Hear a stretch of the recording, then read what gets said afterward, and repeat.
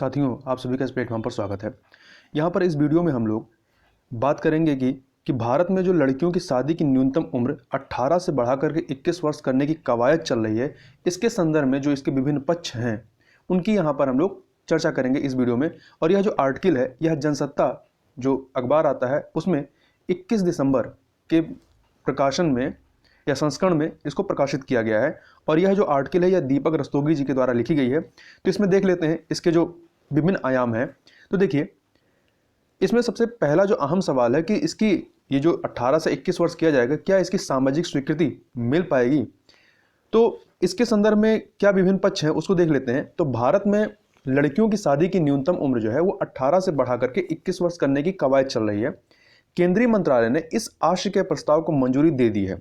अभी देश में लड़कों की शादी की कानूनी उम्र 21 वर्ष और लड़कियों की 18 साल है। सरकार मौजूदा कानून में संशोधन कर कानूनी उम्र को बढ़ाएगी। सरकार बाल विवाह निषेध अधिनियम 2006 में एक संशोधन पेश करेगी और इसके परिणाम स्वरूप विशेष विवाह अधिनियम और हिंदू विवाह अधिनियम 1955 जैसे कानूनों में संशोधन करेगी। लंबे समय से देश में लड़कियों की शादी की उम्र को बढ़ाने की मांग होती रही है। अब सरकार की ताजा कवायद को लेकर के सामाजिक स्वीकृति से जुड़े सवाल खड़े होने लगे हैं। कानून के बावजूद कई राज्यों में बाल विवाह पर अंकुश नहीं लग पाया है। यहां पर हम लोग नए प्रस्ताव को, क्या है नया प्रस्ताव, उसके बारे में बात करें तो देखिए, नए प्रस्ताव को लेकर के जया जेटली की अध्यक्षता में बने नीति आयोग के टास्क फोर्स ने इसकी सिफारिश की थी। ठीक है, तो ये जो भी सिफारिशें हैं वो जो नीति आयोग को सिफारिशें प्रस्तुत की गई थी उन्हीं पर आधारित है। इस जो ये टास्क फोर्स था इसमें बीके पाल भी, जो कि नीति आयोग के सदस्य हैं, ये भी इसमें सदस्य थे। टास्क फोर्स का गठन जो है पिछले साल जून में किया गया था और इसने अपनी रिपोर्ट दिसंबर 2020 में दी थी। देखिए, टास्क फोर्स का जो गठन है वो मातृत्व की आयु से संबंधित मामलों, मातृ मृत्यु दर को कम करने की अनिवार्यता, पोषण स्तर में सुधार और संबंधित मुद्दों में सुधार करने के लिए किया गया था। टास्क फोर्स ने यह भी सिफारिश की कि महिलाओं की कानूनी शादी की उम्र बढ़ाने के निर्णय की सामाजिक स्वीकृति को प्रोत्साहित करने के लिए एक व्यापक जन जागरूकता अभियान चलाया जाना चाहिए। शादी में देरी का परिवारों, महिलाओं, बच्चों और समाज के आर्थिक, सामाजिक और सेहत पर सकारात्मक असर पड़ता है। अब इसमें जो नए नए मोड़ क्या है उसको यदि हम चर्चा करें यहाँ पे, तो नीति आयोग के टास्क फोर्स ने यूनिसेफ के एक आंकड़े के हवाले से कहा है कि भारत में हर साल 15 लाख के करीब लड़कियों की शादी 18 वर्ष से कम उम्र में होती है। 15 से 19 साल की उम्र की लगभग 16% लड़कियां शादीशुदा हैं। समिति को यह देखना था कि शादी और मातृत्व की उम्र का मां और नवजात शिशु के स्वास्थ्य और अलग अलग स्वास्थ्य सूचकांक जैसे कि शिशु मृत्यु दर, मातृ मृत्यु दर, प्रजनन दर और शिशु लैंगिक अनुपात आदि से कैसा और कितना संबंध है।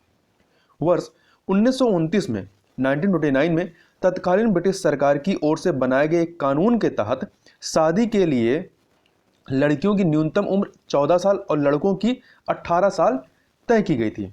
ठीक है, और ये जो 1929 का अधिनियम था, यहां ध्यान रखिए, इसे ही शारदा अधिनियम के रूप में भी जानते हैं।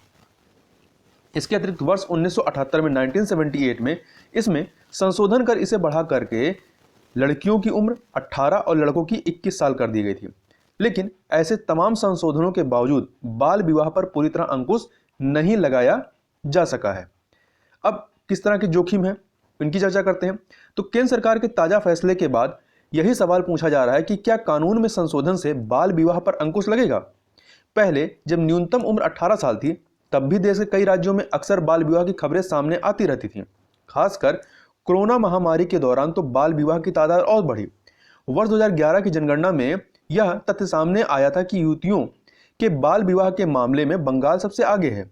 राज्य में यह औसत जो है 7.8% था, जो राष्ट्रीय औसत 3.7% के मुकाबले दोगुने से भी ज्यादा था। शोध के मुताबिक 15 वर्ष से कम आयु की लड़कियों में मातृ मृत्यु का जोखिम सबसे अधिक रहता है। इसके अलावा बाल बधुओं पर हृदयाघात, मधुमेह, कैंसर आदि का खतरा 23% अधिक होता है। साथ ही वह मानसिक विकारों के प्रति भी काफी संवेदनशील होती हैं। महामारी के जो बढ़ते मामले हैं उनके संदर्भ में बात करें तो केंद्र सरकार के आंकड़े कहते हैं कि मार्च 2020 से जून 2020 के बीच पूर्णबंदी के पहले 4 महीनों में समग्र भारत में बाल विवाह के कुल 5,214 मामले दर्ज हुए थे। महामारी के कारण उत्पन्न हुए आर्थिक संकट ने गरीब अभिभावकों को अपने बच्चों, खासतौर पर लड़कियों का विवाह जल्द से जल्द करने के लिए मजबूर कर दिया। इसके अलावा पाया गया कि कम आयु की लड़कियों के लिए लड़कों की तुलना में बाल विवाह का खतरा अधिक होता है। शिक्षा का अधिकार अधिनियम केवल 14 वर्ष की आयु तक शिक्षा को निःशुल्क और अनिवार्य बनाता है। इसके अतिरिक्त कुछ अन्य चीजों की बात करें कि यदि विवाह हेतु वैध आयु बढ़ाने के पक्ष में यदि हम तर्कों की बात करें तो इसमें तर्क दिया जा सकता है कि कम आयु में विवाह लड़कियों को सामान्य लैंगिक और प्रजनन स्वास्थ्य के उच्चतम प्राप्त मानक से वंचित करता है। दूसरा पॉइंट बता सकते हैं कि मातृ मृत्यु दर, शिशु मृत्यु दर और बच्चों का पोषण स्तर माता की आयु पर निर्भर करता है। तीसरा, अल्पायु में विवाह का अर्थ है श्रम बल में महिलाओं की संख्या कम होना। ये तो विवाह हेतु वैध आयु बढ़ाने के पक्ष में तर्क है। यदि हम इसके विपक्ष में तर्कों की बात करें तो उसमें भी कुछ तर्क दिए जा सकते हैं, जैसे कि पहला है पुत्र प्राप्ति की वरीयता और अत्यधिक निर्धनता के कन्या भ्रूण हत्या एवं लिंग चयनात्मक गर्भपात के बढ़ते प्रचलन जैसे अनपेक्षित परिणाम उत्पन्न हो सकते हैं। दूसरा पॉइंट है कि जनसंख्या का एक बड़ा हिस्सा अवैध विवाहों के लिए भी विवश हो सकता है।